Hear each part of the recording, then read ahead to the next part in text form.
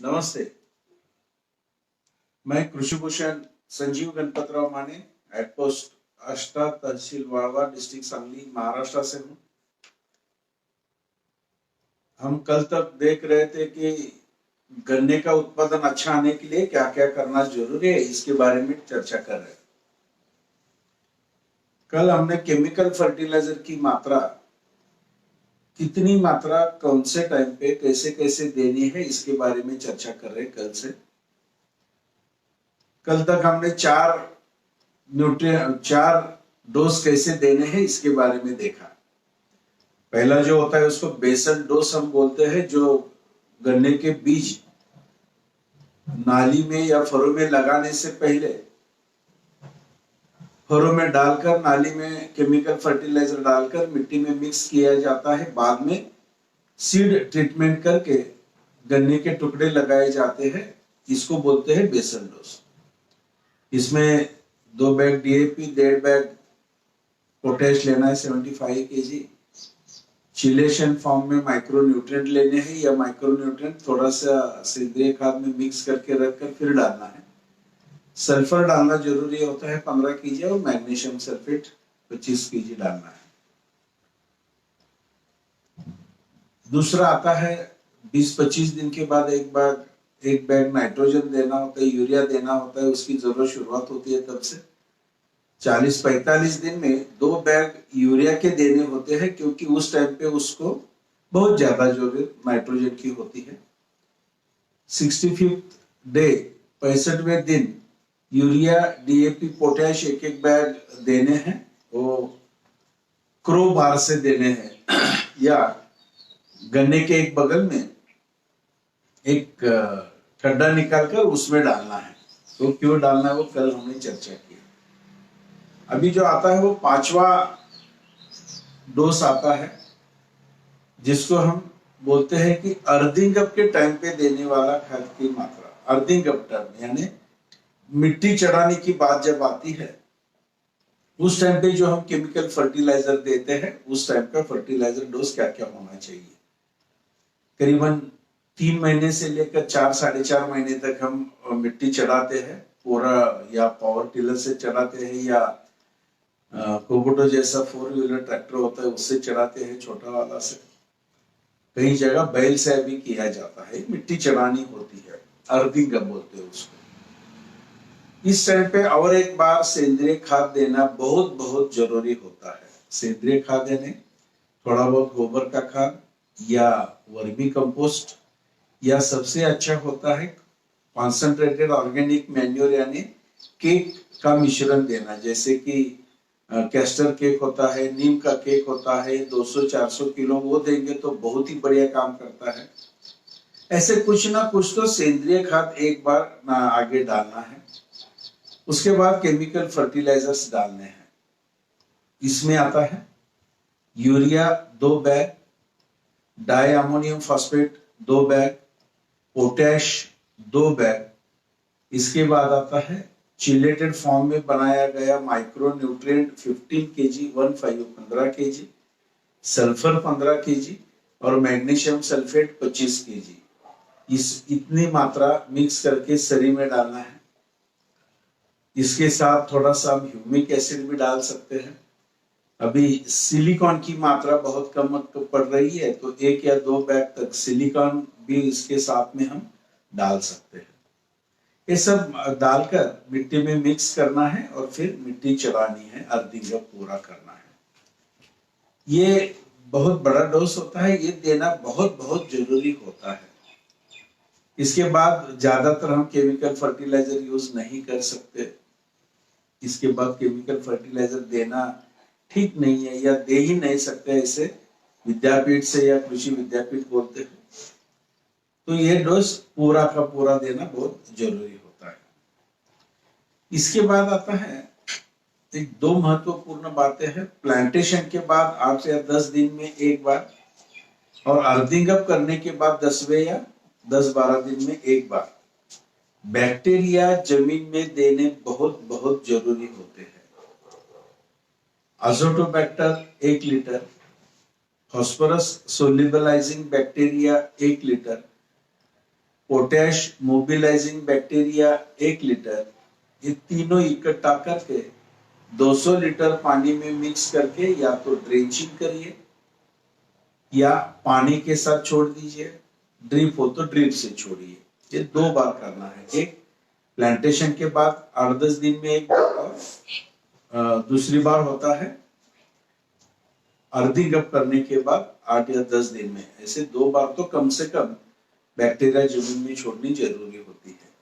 यहाँ बारिश बहुत ज्यादा होती है, बार बार बारिश होती है, या जिनके जमीन में से पानी का पर्कुलेशन होना इतना ज्यादा नहीं होता, ऐसे जमीन में फंगस का अटैक बार बार हो सकता है।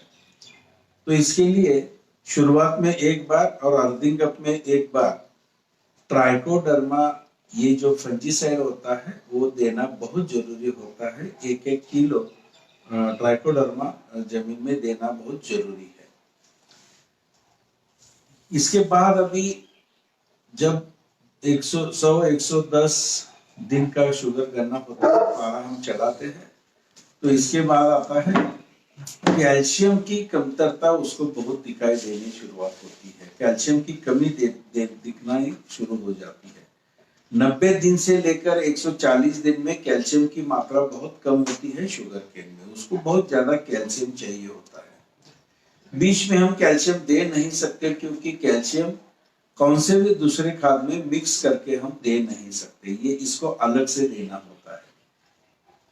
अभी अर्थिंग अप होने के बाद 15 दिन में जब पानी देना होता है, 15-20 दिन के आसपास, उस टाइम पे calcium nitrate 10 kilo, calcium nitrate 10 kilo और बोरॉन 1 किलो, इतनी मात्रा उसको देना है।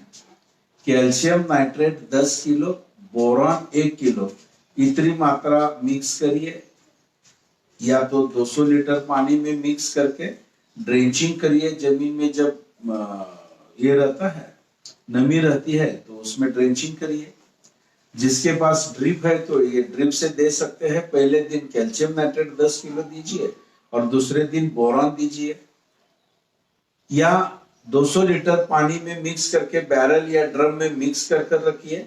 उसको एक कॉक बिठाना है, और जहां से पानी अंदर शुगर केन में जाता है, जहां से चेंबर निकलता है, पानी आता है, वहां से जहां अंदर जाता है, उसके नजदीक बैरल या ड्रम रखिए और कॉक थोड़ा सा छोड़ दीजिए, ऐसे कि ये इतना 200 लीटर पानी के साथ 1 एकड़ में पूरा जाना चाहिए। ऐसे हम छोड़ सकते हैं, यानी पानी के साथ बहाकर दे सकते हैं। इस टाइम पे कैल्शियम और बोरॉन देना बहुत बहुत जरूरी है, नहीं तो टॉप में जो नए नए पत्ते निकलते हैं वो पीले पड़ने लगते हैं। 4-5 दिन के बाद आधा पत्ता जल जाता है, और 4-5 दिन के बाद वो जो टॉप से निकलने वाले पत्ते होते हैं वहां जलन होती है, जल जाता है, और पूरा 5-6 नोड्स वाला गन्ना जो होता है ये मर जाता है। इसके लिए इस टाइम पे कैल्शियम और बोरॉन देने की बहुत जरूरत होती है। एक बार इस टाइम पे एंटी फंजीसाइड का स्प्रे भी करना जरूरी है। स्प्रे के बारे में जब हम बात करेंगे तो कैसे कैसे कितने कितने दिन में स्प्रे होता है हम बताएंगे, लेकिन यहाँ एक बार फंजीसाइड का स्प्रे करना भी बहुत जरूरी होता है। इसके बाद खाद की मात्रा आती है प्लांटेशन, अर्थिंग अप के बाद 1 महीना जैसे पूरा होता है, 30 दिन या 35 दिन पूरे होते हैं, और जैसे पानी उसको देना होता है उस टाइम पे अमोनियम सल्फेट 25 kg आधा बैग, अमोनियम सल्फेट आधा बैग, और potash, white potash 15 kg, 15 kg 15, ammonium sulphate 25 kilo और पोटैश 15 किलो, ये 200 लीटर पानी में मिक्स करना है, बैरल में रखना है। जहां से पानी अंदर जाता है उसके साथ में थोड़ा थोड़ा थोड़ा छोड़ना है, या ड्रिप हो तो ड्रिप में से दोनों भी दे सकते हैं एक ही टाइम पे, या अंदर जाकर आप डाल भी सकते हैं। लेकिन उस टाइम पे गन्ने की हाइट बढ़ती है, गन्ना करीबन थोड़ा सा इधर उधर गिर जाता है, इसके कारण से हम अंदर नहीं जा सकते, तो पानी के साथ बहा कर देना बहुत ही बढ़िया हो सकता है, हम उस टाइम पे ये दे सकते हैं। ये जो है आधा बैग अमोनियम सल्फेट और 15 किलो पोटैश, ऐसे हर एक महीने में एक बार, ऐसे 3 बार देना है, 2 या 3 बार देना है। इससे क्या फायदा होता है, जो आखिर वाले नोड्स निकलते हैं जिसको हम पेड़ बोलते हैं गन्ने के, तो आखिर वाले 7, 8, 10 पेड़ बहुत लंबाई में छोटे होते हैं। अगर ये अमोनियम सल्फेट उसको बार बार थोड़ा मात्रा में मिलता रहा तो इसकी लंबाई खींचकर जैसे पहले होते उससे दुगना या 3 गुना ज्यादा होती है, यानी 4-5 इंच लंबाई उसकी बढ़ जाती है। अगर 2 इंच का एक पेड़ है, 7-8 पेड़ ऐसे है छोटे छोटे, इसमें अगर ये हर एक पेड़ की लंबाई 5-5 इंच की हो गई, यानी इतना एवरेज बढ़ सकता है, करीबन 3 या 4 टन तक उत्पादन बढ़ सकता है। तो पेड़ की लंबाई बढ़ाने के लिए अमोनियम सल्फेट थोड़ी थोड़ी मात्रा में देना है। एक ही बार अगर ज्यादा मात्रा में हमने दिया तो उसका स्प्राउटिंग होना शुरुआत हो जाती है। स्प्राउटिंग न हो इसके लिए अपने को ये थोड़ी थोड़ी मात्रा में देना जरूरी है। साथ में पोटेश की मात्रा 15 केजी देनी है। पोटेश 15-15 केजी देने हैं। इसके लिए एक बार अगर ज्यादा पोटेश हमने दिया तो शायद फ्लावरिंग स्टेज, मैच्योरिटी पीरियड जल्दी आ सकता है। ये न आए लेकिन रिकवरी बढ़ती रहे, इसके लिए कम मात्रा में पोटेश थोड़ा आखिर तक हमने देते रहे तो उसमें रिकवरी अच्छी तरीके से आ सकती है। यानी अमोनियम सल्फेट और पोटेश देने से एक तो पेड़ की लंबाई बढ़ती रहती है, नाइट्रोजन मिलता है तो और लंबाई बढ़ती है, पत्ते सब हरे भरे रहते हैं, फोटोसिंथेसिस अच्छा होता है, गन्ने का वजन बढ़ने में काम आता है। और थोड़ी थोड़ी मात्रा में हमने पोटेश दिया तो रिकवरी बढ़ती है, वजन भी बहुत अच्छा आता है, उसकी इम्यूनिटी अच्छी रहती है।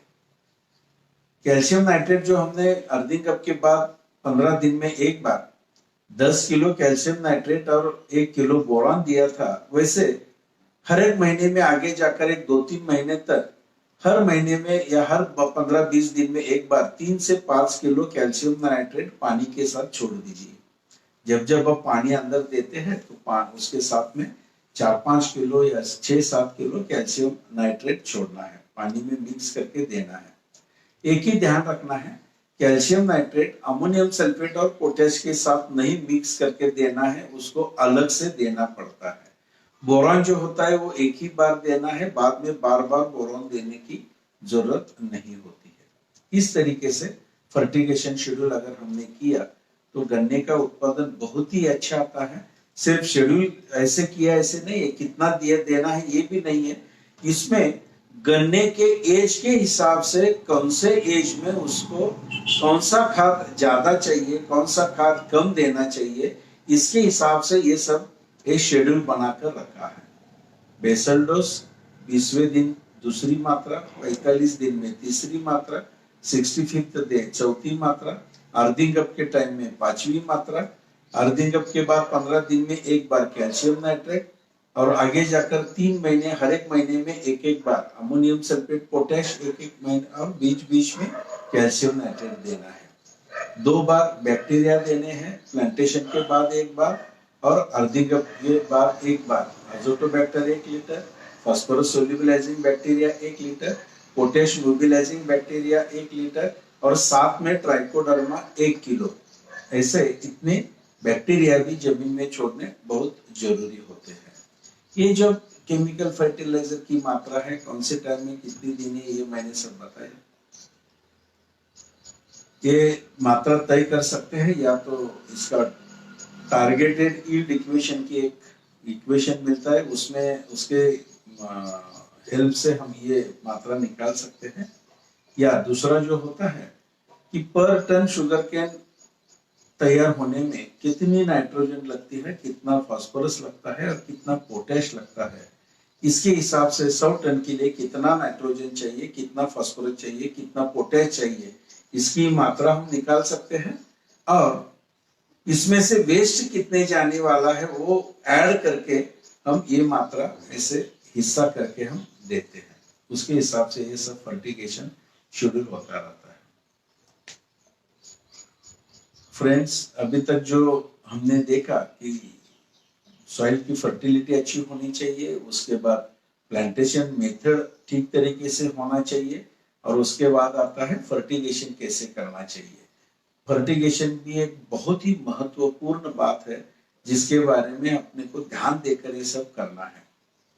फर्टिगेशन देते वक्त डीएपी पोटैश में से ही देना है ऐसे नहीं है, उसमें जितने न्यूट्रिएंट्स हम दे रहे हैं उसमें बदलाव करके आप या तो 10-26-26 ले सकते हैं, 15-15-15 ले सकते हैं जो आरसीएफ का होता है, या 19-19-19 में से ले सकते हैं, या 12-32-16 में से ले सकते हैं, या 24-24-0 में से भी हम ले सकते हैं। अलग अलग कॉम्बिनेशन बनाकर आप दे सकते हैं, या स्ट्रेट फर्टिलाइजर जैसे यूरिया, सिंगल सुपर फास्फेट और पोटेश का कॉम्बिनेशन कर कर भी हम दे सकते हैं। हर एक के इसमें जितना न्यूट्रिएंट देना है वो देखकर आपको देने होते हैं। यही फर्टिगेशन शेड्यूल हम ड्रिप में से अगर देना है तो थोड़ा सा बदलाव कर कर दे सकते हैं। जो बेसल डोज होता है और अर्धी कप के टाइम पे जो डोज होता है वो सॉइल में से ही देना है, चाहे अपने यहाँ ड्रिप इरिगेशन हो तो भी। बेसल डोज और अर्धी कप का डोज सॉइल में से ही देना है। 20 दिन में जो एक बैग यूरिया देनी होती है तो 20 दिन से लेकर 45 दिन तक 25 दिन में एक बैग यूरिया हर रोज थोड़ा थोड़ा ड्रिप से देकर खत्म करना है, या हर रोज 2 किलो अगर हमने दिया तो 25 दिन में 50 किलो या 45 किलो यूरिया खत्म हो सकता है।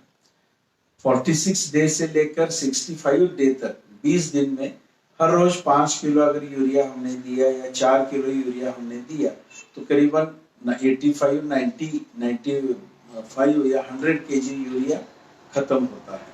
ये हर रोज थोड़ा थोड़ा देंगे तो बहुत ही बढ़िया काम होगा, या हर एक चौथे दिन या तीसरे दिन या 5वें दिन देंगे तो भी चल सकता है। लेकिन पहले 20 से 25 दिन में एक बैग यूरिया खत्म करनी है, थोड़ी थोड़ी करके दे सकते हैं। 45 दिन से लेकर 65 दिन तक अपने को 2 बैग यूरिया का खत्म करना है, ये आप कैसे भी दे सकते हैं। तीसरा होता है 65 टू 90 डेज, इसमें जो 25 दिन आते हैं उसमें एक बैग यूरिया खत्म करनी है। 12-61-00 12-61-00 25 किलो की एक बैग खत्म करनी है और 00-50 की एक बैग खत्म करनी है। यानी उस 25 दिन में 45 केजी यूरिया खत्म होगा, 25 केजी 12-61-00 खत्म होगा और 00-50 25 केजी खत्म होगा। ये ड्रिप से देना हो सकता है। उसके बाद आता है वो तो सॉइल एप्लीकेशन वाला आता है जिसको हम बोलते हैं अर्थिंग अप के टाइम पे वो सॉइल में देना है। उसके बाद आता है बैक्टीरिया, तो हम वैसे ड्रिप से दे ही सकते हैं। बाद में आता है कैल्शियम नाइट्रेट और बोरॉन। मैंने आपको बोला है कि 15 दिन के बाद कैल्शियम नाइट्रेट पहले दिन 10 किलो ड्रिप से दीजिए, दूसरे दिन बोरॉन 1 किलो ड्रिप से दीजिए। बाद में आता है 15-25 किलो अमोनियम सल्फेट और 15 किलो पोटेश, ये दोनों भी ड्रिप में से जा सकते हैं। एक महीने में एक बार 25 किलो अमोनियम सल्फेट और 15 किलो पोटेश देना है, या आप एक बार दे सकते हैं या एक महीने में 2 बार उसमें डिवाइड करके दे सकते हैं, या 4 बार डिवाइड करके दे सकते हैं, या हर चौथे दिन हर तीसरे दिन थोड़ा थोड़ा कर कर भी दे सकते हैं। इसे 3 महीने आगे जाकर देना है।